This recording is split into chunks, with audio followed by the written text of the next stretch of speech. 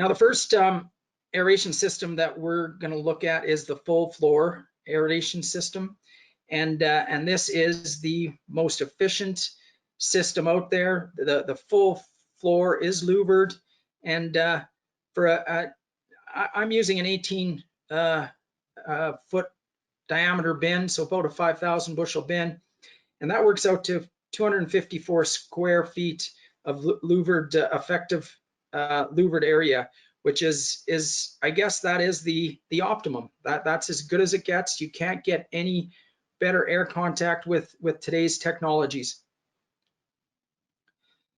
The second one that we're going to look at is just a simple aeration tube.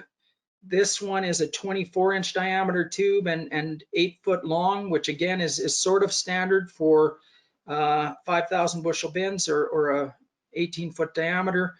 And that calculates out to about 50 square feet of louvered area. And that is roughly 1/5 of the louvered area that you would get with a full floor aeration bin. So you can see that you can justify a lot bigger fan and move a lot more air into a full floor bin than you can with a simple aeration tube. Here's an example of how the effective louvered area of a simple aeration tube is sometimes not what it appears. These one of the downfalls with the simple aeration tube is that they aren't self-cleaning. So ultimately, the chaff will build up over time, and you will lose effective area. You can see in this example, you probably have at least a 10% reduction in louvered area, and that is going to happen over time. I also did a simple aeration tube calculation for an 18-inch aeration duct, just to give you a feel how that reduces our square footage. And you can see that calculates out at 38 square feet. And 18-inch ducting is very typical for the smaller bins, and it's also very common for 3-horse fans. Typically, the 5-horse and 7-horse fans would be on the 24-inch ducting. But the one real critical thing is that when you go down to a 30 to an 18-inch, you physically can't get those high airflow rates through that ducting, and you will end up with significant air loss if you upsize a fan. In many instances, you'll be thinking that you're going to get significant additional airflow, but in many instances, if you have too low of square footage, no matter how big the fan you put on, your airflow will be restricted, and in many instances, you'll just burn up the electricity that you're using to run your fan in friction. The inverted trough is a very common air delivery system.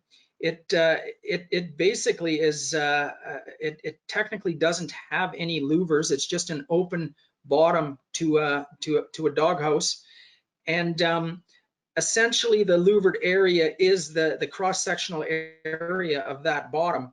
Now, once grain fills that bottom, it acts as if it is louvered, and you will get significant pressure drop because ultimately it has to flow through that grain. Now, the trough itself isn't giving the pressure drop, but it's more so the reduced area and the higher velocity that grain has to enter the grain mass. So instead of being injected aerially in a simple tube, all the airflow is going directly down, so you have a very high velocity, and that tends to cause significant back pressure. But the 24 square foot, it does show to be somewhat inferior to the simple tube, but again, the bigger impact isn't the fact that you have pressure drop getting into the airway, but it's more so that the cross-sectional area is so small that you have a very high velocity, and the initial contact with the grain is at a higher velocity. The louvered inverted trough is an upgrade to the just the basic louvered trough, and it has an addition of additional airflow passages on the top of the trough. And again, just using very basic calculations, I come to about 36 square feet. Again, I think these numbers are likely, you have less resistance than you might in the simple 18-inch tube, but it gives you a bit of a direction that it would probably be somewhat comparable. And really, ultimately, in order to get real data, you almost have to have an IBD monitor or capture static pressures on comparative bins. But this is a directional sort of analysis. Now, when you go into the premium air delivery systems, the cube is one that is becoming more common. It has a luxury of very high louvered area and effective louvered area, which I've given it about 83 square feet, which sets it above most other air delivery systems. And it does seem to have a significant advantage when it comes to surface area. The retrorocket has a 50 square foot effective louvered area, and I briefly touched on some of the inefficiencies because of the fact that some of that air is being injected inwards instead of into the grain mass. But even with that, this is a really effective method of getting good airflow into the heart of the bin, and it stacks up really well. In many instances, this is the go-to air delivery system.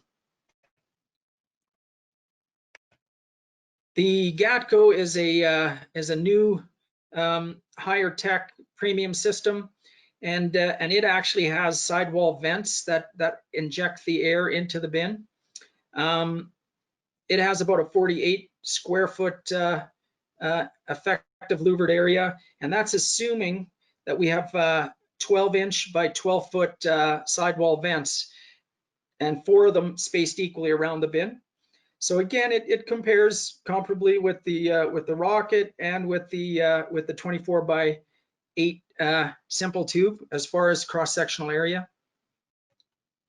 And the last item is the T-rocket. This is a modified rocket that Will the Ag Ventures has been developing, and really all it is you tee into your simple tube with a vertical 18-inch, or actually in this instance it's a 15-inch vertical rocket, 8 by 15, and you can see you basically are adding to this 50 square feet, and you're getting an additional 32 square feet. So it's an additive, and all of it is effective. You're injecting air right into the heart of the aeration bin, which gives you good air to grain contact.